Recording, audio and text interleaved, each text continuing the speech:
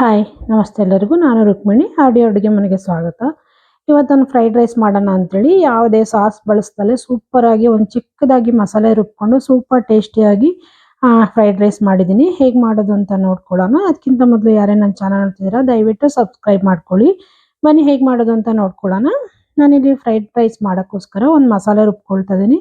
ಅದಕ್ಕೋಸ್ಕರ ಒಂದು ಸಣ್ಣ ಜಾರಲ್ಲಿ ಒಂದು ಈರುಳ್ಳಿ, ಒಂದು 4ರಿಂದ 5 ಹಸಿರು ಮೆಣಸಿನ್ಕಾಯಿ, ಆಮೇಲೆ ಒಂದು ದಪ್ಪ ಸೈಜಿಂದು ಟೊಮೊಟೊ, ಆಮೇಲೆ ಸ್ವಲ್ಪ ಕೊತ್ತಂಬರಿ ಸೊಪ್ಪು, ಆದಷ್ಟು ನಾಟಿ ಕೊತ್ತಂಬರಿ ಸೊಪ್ಪನ್ನ ಯೂಸ್ ಮಾಡಿ. ನೋಡಿ ಎಷ್ಟನ್ನು ಸೇರಿಸ್ಕೊಂಡು ನೀರೇನು ಹಾಕಬಾರ್ದು. ಹಾಗೆ ಇದನ್ನ ಪೇಸ್ಟ್ ಮಾಡ್ಕೊಂಡು ಬರ್ತೀನಿ. ನೋಡಿ ಈ ರೀತಿ ಪೇಸ್ಟ್ ಮಾಡ್ಕೊಂಡ್ರೆ ಸಾಕು. ಇದನ್ನ ಸೈಡಿಗೆ ಎತ್ತಿಟ್ಟು ಇವಾಗ ಸ್ಟವ್ ಮೇಲೆ ಒಂದು ಬಾಣಲಿ ಇಟ್ಕೊಂಡಿದ್ದೀನಿ. ಬಾಣಲಿ ಕಾಯ್ಕೋತಾ ಇದ್ದಂಗೆ ಸ್ವಲ್ಪ ಎಣ್ಣೆ ಕೂಡ ಸೇರಿಸ್ಕೊಂಡಿದ್ದೀನಿ. ಇಲ್ಲಿ ಎಣ್ಣೆ ಬಿಸಿ ಆಗ್ತಾ ಇದ್ದಂಗೆ ಮೀಡಿಯಂ ಸೈಜು 2 ಈರುಳ್ಳಿನ ನಾನು ಉದ್ದುದ್ದ ಕಟ್ ಮಾಡಿ ಸೇರಿಸ್ಕೊಂಡಿದ್ದೀನಿ. ಜೊತೆಗೆ ಸ್ವಲ್ಪ ಕರಿಬೇವು ಕೂಡ ಸೇರಿಸ್ಕೊಳ್ಳೋಣ ಫ್ಲೇವರ್ಗೆ.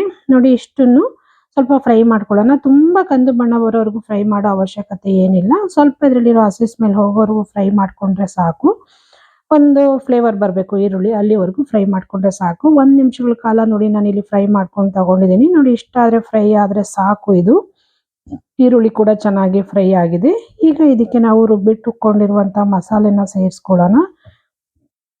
ನೋಡಿ ಮಸಾಲೆ ಸೇರಿಸ್ಕೊಂಡು ಇದ್ರ ಜೊತೆಗೆ 1 ಸ್ಪೂನ್ ಆಗುವಷ್ಟು ನಾನು ಇಲ್ಲಿ ಶುಂಠಿ ಬೆಳ್ಳುಳ್ಳಿ ಪೇಸ್ಟ್ ಯೂಸ್ ಮಾಡ್ತಾ ಇದ್ದೀನಿ. ಶುಂಠಿ ಬೆಳ್ಳುಳ್ಳಿ ಪೇಸ್ಟ್ ಇಲ್ಲ ಅನ್ನೋರು ಬೇಕಾದ್ರೆ 1 ಗೆಡ್ಡೆ ಬೆಳ್ಳುಳ್ಳಿ, 1 ಇಂಚ್ ಶುಂಠಿ ಕೂಡ ಹಾಕೊಂಡು ಮಸಾಲೆ ಜೊತೆನೆ ರುಬ್ಕೋಬಹುದು. ನೋಡಿ ಇಷ್ಟನ್ನು ಚೆನ್ನಾಗಿ ಫ್ರೈ ಮಾಡ್ಕೊಳ್ಳೋಣ. ಇದರಲ್ಲಿ ಮಸಾಲೆಲಿರೋ ಹಸಿ ಸ್ಮೆಲ್ ಎಲ್ಲ ಹೋಗಿ ಇದರಲ್ಲಿರೋ ಕಲರ್ ಚೇಂಜ್ ಆಗಿ ಇದರಲ್ಲಿ ಎಣ್ಣೆ ಬಿಟ್ಕೋಬೇಕು.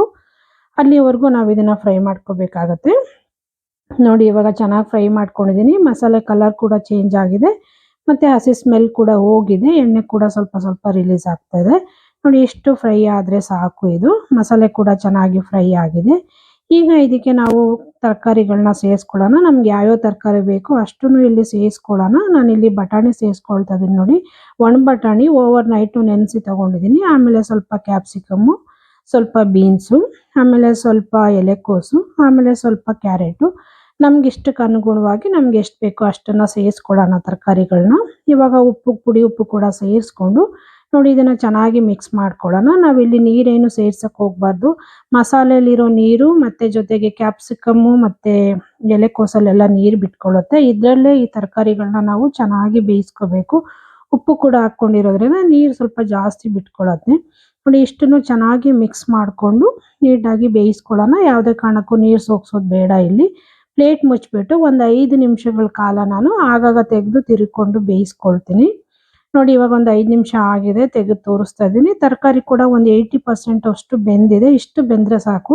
ತರಕಾರಿಗಳನ್ನ ತುಂಬ ಬೇಯಿಸೋಕೆ ಹೋಗಬಾರ್ದು. ಸ್ವಲ್ಪ ಹಸಿ ಹಸಿಯಾಗೇ ಇರಬೇಕು ಫ್ರೈಡ್ ರೈಸ್ಗೆ, ಆಗಲೇ ಚೆನ್ನಾಗಿರುತ್ತೆ. ನೋಡಿ ತರಕಾರಿ ಕೂಡ ಚೆನ್ನಾಗಿ ಒಂದು 80%ವರೆಗೂ ಬೆಂದಿದೆ. ಮತ್ತು ನೋಡಿ ಇದರಲ್ಲಿ ನೀರಿನ ಅಂಶ ಏನೂ ಇಲ್ಲ, ಜೊತೆಗೆ ಎಣ್ಣೆ ಕೂಡ ರಿಲೀಸ್ ಆಗಿದೆ.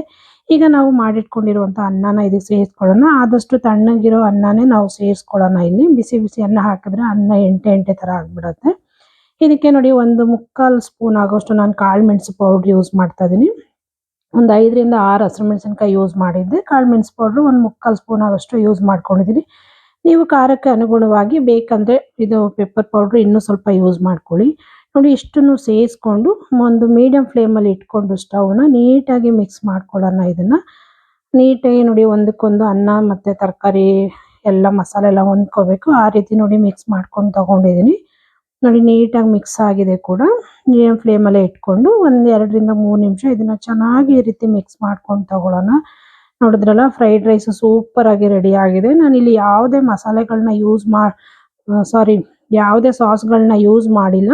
ಆ ರೀತಿ ನಾನಿಲ್ಲಿ ಫ್ರೈಡ್ ರೈಸ್ ಮಾಡಿದ್ದೀನಿ. ತುಂಬ ಟೇಸ್ಟಿಯಾಗಿ ಸೂಪರಾಗಿ ಬಂದಿತ್ತು. ಸರ್ವ್ ಮಾಡ್ತಾ ಇದ್ದೀನಿ ನೋಡಿ.